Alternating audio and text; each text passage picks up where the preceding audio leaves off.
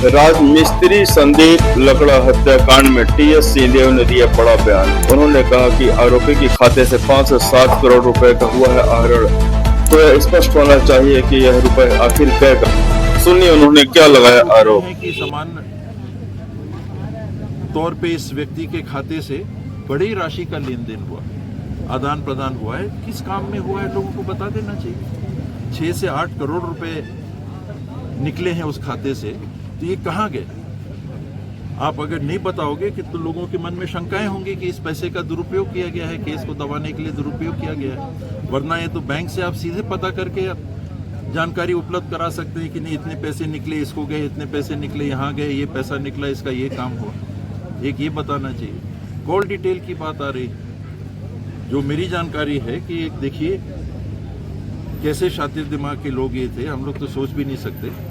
ये मृतक का मोबाइल ले जाते हैं अपने साथ मुंबई या महाराष्ट्र में कहीं ले जाते हैं, मुंबई मैंने सुना, और वहाँ उसको चालू रखते हैं। तो टावर जांच जब हो रही है तो टावर दिखा रहा है कि व्यक्ति तो वहाँ है और जिंदा है, मोबाइल चल रहा है। तो इसका मतलब क्या है कि वो यहाँ नहीं है, वहाँ है, इसलिए दिख नहीं रहा है। यहाँ क्यों नहीं दिख रहा, सीतापुर में क्यों नहीं दिख रहा, कहीं काम नहीं कर रहा, घर में क्यों नहीं है? वो किसी काम से मुंबई चले गए और मोबाइल चालू है, यानी व्यक्ति जिंदा है। और जो साथ में गए हैं वो अपने को छुपाने के लिए कि हम वहाँ पर साथ में हैं, यानी उसके साथ नहीं गए हैं, मोबाइल के साथ गए हैं। व्यक्ति तो मृत हो चुके, उनको तो दफनाया वहाँ, उनको तो गाड़ दिया, दफनाया क्या, गाड़ दिया गया वहाँ शव को। और वही व्यक्ति अपना मोबाइल यहाँ छोड़ देता है सीतापुर में, और उसमें लगातार घंटी आ रही है। कोई उसको चार्जिंग भी कर रहा होगा इतने दिनों तक। अगर वो मोबाइल जिंदा है, हम लोग का मोबाइल दिन, 1 दिन 2 दिन, गलती से बहुत दिन चला तो 3 दिन में बैटरी डाउन हो जाती है, चार्ज करना पड़ता है। वो व्यक्ति देखिए साजिश किस प्रकार की कर रहे हैं ये लोग, जघन्य हत्यारे, कि वो मोबाइलों को जिंदा रख रहे हैं, ऐसा बताने के लिए कि वो व्यक्ति वहाँ है और जो मोबाइल को लेके गया है, साक्ष्य मिटा रहा है, वो व्यक्ति यहीं पर है। जी, इस पहल में हम लोग सब साथ हैं। ये एक बहुत ही असाधारण हत्याकांड है जिसमें बहुत ही शातिराना तरीके से एक व्यक्ति के साथ बहुत ज़्यादा मारपीट करने के बाद, उनकी मृत्यु हो जाने के बाद, ऐसे तरीके से शव को ठिकाने लगाने का काम किया गया जो सोचा भी नहीं जा सकता। यहाँ से शरीर को उठा के मैन पार्ट कहीं ले जाते हैं, पानी के बनने वाले टंकी, जल जीवन मिशन की सुनते हैं कि टंकी है, उसके में 10 से 15 फुट नीचे गाड़ के और मोटे गिट्टी की परत उसके ऊपर ढाल के एक सुनियोजित षड्यंत्र के माध्यम से, राज छुपाने के षड्यंत्र से इस घटना को अंजाम दिया गया। और लोगों के मन में ये भावना है कि हमको न्याय नहीं मिल पा रहा, कहाँ मुंबई और कहाँ ये, और बाद में उस मोबाइल को समुद्र में, अरब की खाड़ी में फेंक दिया जाता। इस प्रकार के घटना की जानकारी लगती है। जी बाबा, शासन प्रशासन, हाँ देखिए, देर लग सकती है जांच में।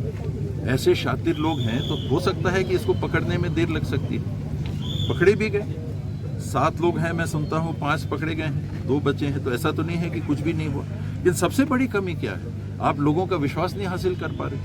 आपने तो पकड़ा भी और आपने लाश भी बरामद कर ली, टीएस बाबा ने तो नहीं की, पुलिस नहीं की, जो भी तरीका उनने अपनाया पुलिस नहीं की, फिर भी विश्वास क्यों नहीं हासिल कर पा रहे?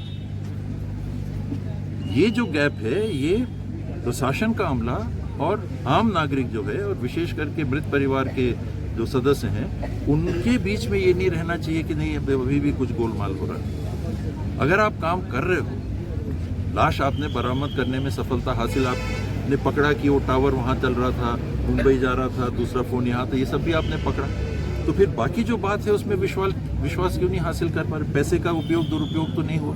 आप लोगों को बताइए, कॉल डिटेल है, शेयर कर लीजिए कि देखिए इस दरमियान इस फ़ोन से यहाँ बात हुई, उसमें क्या दिक्कत है? कोई जांच में बाधा आएगी? मुझे तो ऐसा नहीं लगता। आपके पास तो कॉल डिटेल आ गई, आपने किससे बात की, आपको तो जानकारी आ गई, वो तो जांच आप कर चुके होंगे। तो परिवार के साथ, जिम्मेदार लोगों के साथ वो डिटेल साझा करने में क्या दिक्कत है? आयोग आके कह रहा है कि हम बयान लेना चाहते हैं पुलिस का, वो आए, आयोग के अध्यक्ष यहाँ सीतापुर में कई घंटे बैठ के गए, जिनको बुलाया था वो नहीं आए। अगर आयोग के पास ये अधिकार हैं, अगर आयोग के पास अधिकार नहीं है कि वो शासकीय कर्मचारियों को बुला सकते हैं तो अपनी जगह बात, लेकिन अगर आयोग के पास ये अधिकार है कि बयान के लिए वो शासन के प्रतिनिधियों को भी, प्रशासन के प्रतिनिधियों को भी बुला सकते हैं, तो उनको आगे आके जाके अपना बयान दे देना चाहिए। जो आप काम कर रहे हो, आप कह रहे हो कि हम सही काम कर रहे हैं, तो आयोग के सामने बोलने में क्या दिक्कत। आप